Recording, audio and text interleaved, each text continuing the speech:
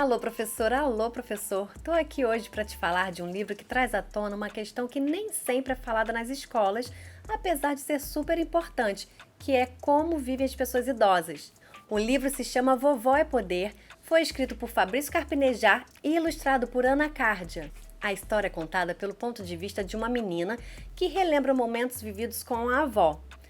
É ideal para as turmas do 4º e do 5º ano do ensino fundamental e pode se desdobrar em várias conversas interessantes para essa faixa etária. A obra se enquadra no gênero memória e no tema família, amigos e escola, e eu vou te explicar mais sobre isso tudo daqui a pouco. E vou comentar também sobre algumas razões para você e sua turma se deixarem envolver pelas linhas, histórias e belezas desse livro. Vem ver!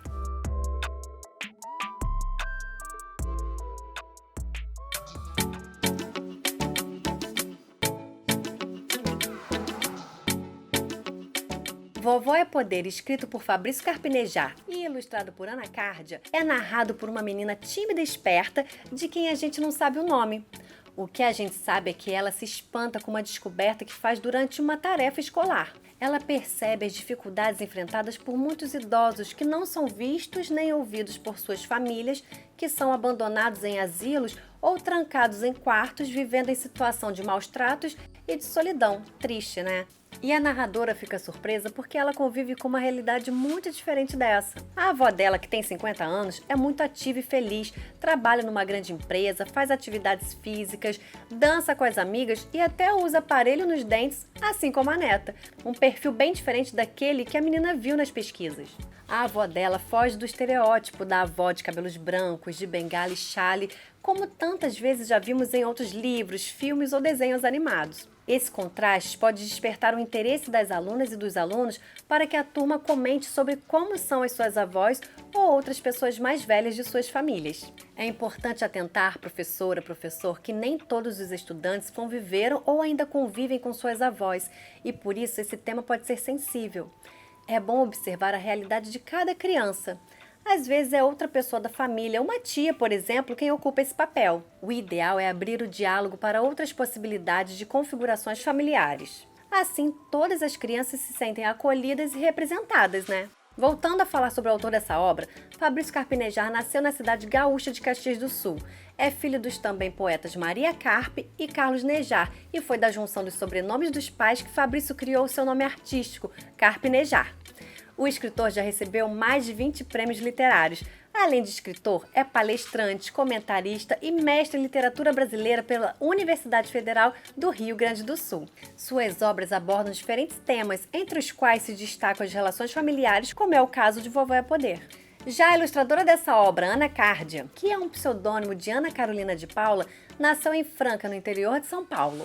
Ela se formou em arquitetura, mas se apaixonou pelos desenhos desde cedo. É que ela cresceu entre os desenhos da sua mãe. As linhas têm um papel muito importante na arte dela, já que além daquelas desenhadas no papel, Ana Cárdia se dedica também às linhas da costura e do bordado. Para ela, as linhas têm o poder de conectar as nossas histórias e o mundo. Bonito, né? Isso nos faz lembrar da narradora de Vovó é Poder, que pelo fio condutor da memória também conecta a tarefa da escola com as experiências que viveu com sua avó. Essas informações sobre o autor e a ilustradora da obra, tanto da vida como de outros trabalhos deles, podem ser bons recursos para despertar o interesse da turma para a obra que você vai apresentar. Aproveite!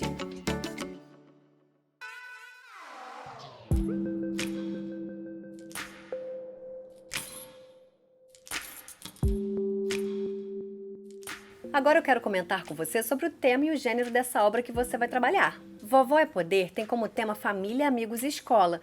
Isso é fácil de perceber, já que a narradora parte da lembrança de uma tarefa em grupo realizada na escola para rememorar experiências com sua avó, além de citar outros parentes. A menina compara, por exemplo, a diferença na forma como é tratada pela avó e pela mãe, e menciona também o avô, comentando que apesar de ter a mesma idade que a avó, ele parece bem mais velho. O gênero da obra é memória.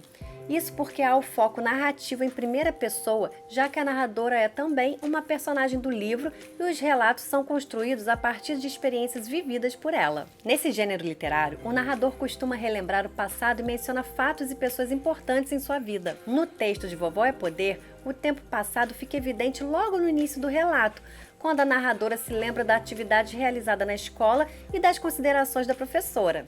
A trama se constrói como se a narradora estivesse pensando em voz alta ou mesmo se dirigindo aos leitores. Perceba que as escolhas linguísticas aproximam o livro de quem lê e chama a atenção também a forma como a menina faz conexões e compara situações que ela viu em aula com a realidade da sua avó, entendendo a partir daí que nem todos vivem no mesmo jeito. Esse é um caminho que pode ser interessante para trabalhar, incentivar sua turma a relacionar aquilo que vocês vão ver no livro ou nas conversas em sala com aquilo que as crianças veem em casa, na vizinhança ou nos arredores da escola. Essa é uma forma de ampliar o repertório das alunas e dos alunos, de despertar a curiosidade de todos, não apenas para a leitura, como também para o mundo ao redor, sem contar, é claro, o prazer da leitura em si, que já é uma delícia.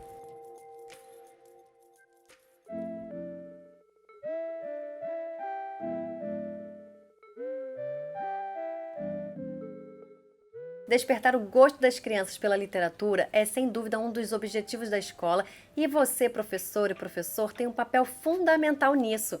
Reserve momentos para leitura em voz alta, outros para leitura compartilhada, estimule conversas sobre o que foi lido e sobre os temas que apareceram na obra. No caso de estudantes do 4º e do 5º ano do ensino fundamental, explorar a criatividade com atividades lúdicas como desenho ou pintura, jogos ou recontos são ótimos meios de envolver os alunos na leitura.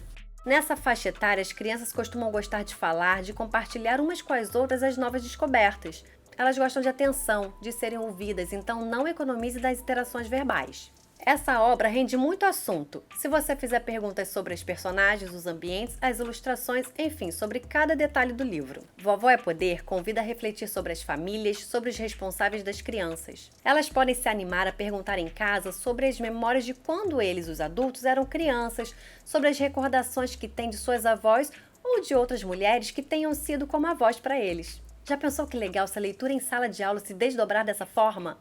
Outro ponto muito importante nessa obra é que ela toca de forma sutil em questões sociais e em debates éticos. A partir dela, dá para conversar sobre as desigualdades que fazem com que nem todos possam envelhecer de forma digna. Dá para chamar a atenção para os maus tratos que algumas pessoas mais velhas sofrem e como isso é errado. E, principalmente, dá para despertar a consciência das crianças para a importância do respeito e do cuidado com as pessoas idosas. Essa lição a narradora do livro nos ensina direitinho.